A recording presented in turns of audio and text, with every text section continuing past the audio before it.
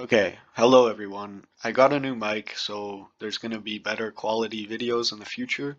And also, before this video starts, I just want to shout out the amazing artist who drew all these drawings of Greater Concaveonator. His name's like rrressams on Discord. He's a really, really good artist, and he's a really nice guy. And yeah, so go follow him on X or Twitter or whatever. Link will be in the description. Alright, let's go. The Greater Concaveonator is a hybrid between Allosaurus and Concaveonator. Most of its coloration comes from Concaveonator. Here on the right is just like a coloration of a lemon shark Greater Concaveonator.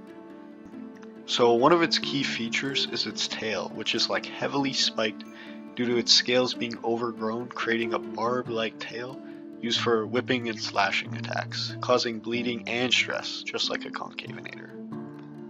Its tail from the base is around the same length as a Concaveonator if a Concaveonator was upscaled, and it takes more biological features from its Concaveonator parent, rather than Allosaurus, and it has a key fin on both sides of its body, near its tail, which aren't for swimming, but are actually a derived spike-like fin used to protect their tail and back from persistent predators, acting as like a shield. Overall, this creature's scales have formed into a heavy, more spiky, plated scales, slowing this creature down, but also adding tankiness to it. Its teeth are quite like Concavenators, but Greater Concaveonator takes its teeth to the extreme, as it has multiple rows of teeth lining the inside of its mouth due to unstable dental growth. It struggles with biting prey without suffering toothaches and self-injuries, which this makes its bite force quite weak for its size. It does carry one key trait from Allosaurus, as it's able to open its jaw to almost a 180-degree angle used for swallowing small prey like Allosaurus. Yet it can't swallow as big as prey as Allosaurus could, as its size mainly, because it's mainly around the size as Ceratosaurus to Siamotyrannus. Since this creature's parents are so far apart in evolution, it creates some problems, as the Greater Concaveonator usually does not have a long lifespan, usually due to organ failure due to it being a hybrid. Also, in most cases, it's quite adept for swimming, because both of its parents are, quite water built. Yeah. But despite that, it can't dive underwater due to its lungs just not being built to that, due to, its organs not being the best. And it's also completely sterile because it's a hybrid. Ecology of the Greater Concaveonator. This creature is usually always alone, as it's few in numbers, and it's just an extreme case of crossbreeding. But when it's not alone, it will usually try and follow not other Concaveonators, just Concaveonators. And not means of hunting them, but rather to find a monogamous partner. Such is seen in Allosaurus's behavior, because they find monogamous partners, so this is a trait that carries on to Greater Concaveonator. Most of the Concaveonators that get followed tend to try and swim away, as they see the Greater Concaveonator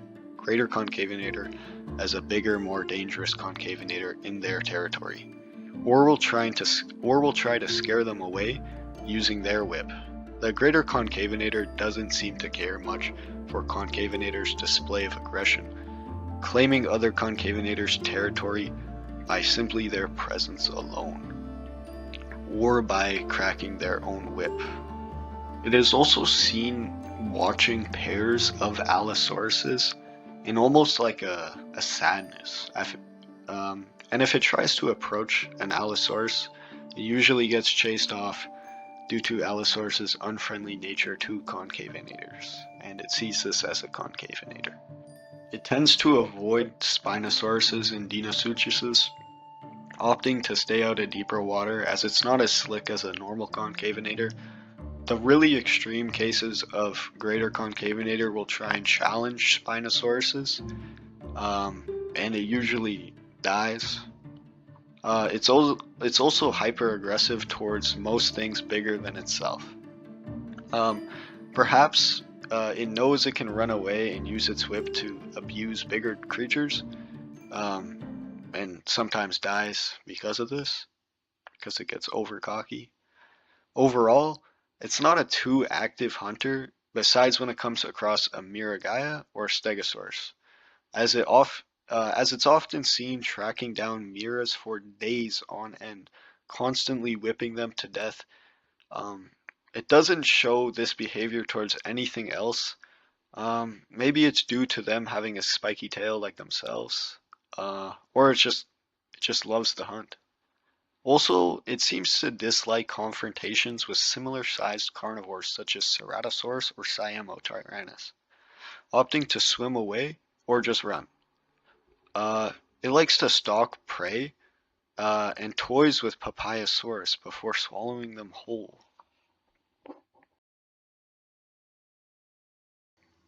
So, since this thing has a weaker bite force, it struggles against one-to-one confrontations with things similar size or as fast as itself. It's not built for short-term combat with a weak bite force, and its tail is used as a debuffer, or like used for long drawn-out fights, not as a damage dealer. So overall, it just struggles to get away from Siamo because it's faster than Ceratosaurus. And without water, it's in a lot of trouble against the Siamo. But it can just run away from Ceratosauruses and Dilophosauruses. Uh, Even though it has, above average bleed defense from Concaveonator, it often opts to just, swim away. Small packs of Aculobators doesn't cause much concern because it can swallow them. Um, but bigger packs often do put up quite the fight, even with Greater Concaveonator's good bleed defense. It's not big enough. So, mid-tier herbivores besides for Maya and sometimes Ocellos are the perfect prey for Greater Concaveonator, because they're too slow to catch up and you can easily land hits with the tail if they're like a medium tier to a large tier herbivore, or just like a slow carnivore that's not too bulky, not too dangerous. So this thing's niche is being hyper specialized in hunting things bigger and slower than itself. For example, like how two concavenators would hunt a Mura by outranging it and building stress over time. Um, so this thing would basically do the same thing, but be able to tank a few more hits, and could even put something like Stego in danger, even though it's so much smaller than a Stegosaurus. So just overall, it's a dinosaur built for hunting things bigger than itself, yet struggles with things like Sarah and Siamo that are the same size as it, even Dilos, yeah. Um, so yeah, anyways,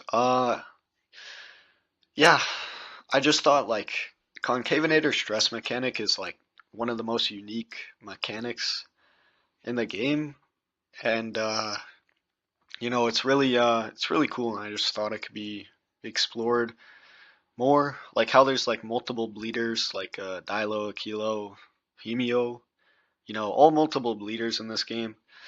So yeah, anyways, this is just like a concept for fun. I might do more videos like this if, I think there's something cool um, that I could build a concept on. And yeah, I just like the stress mechanic. And also go check out rrressams uh, Twitter. Very cool. Cool dinosaurs, cool drawings. And yeah.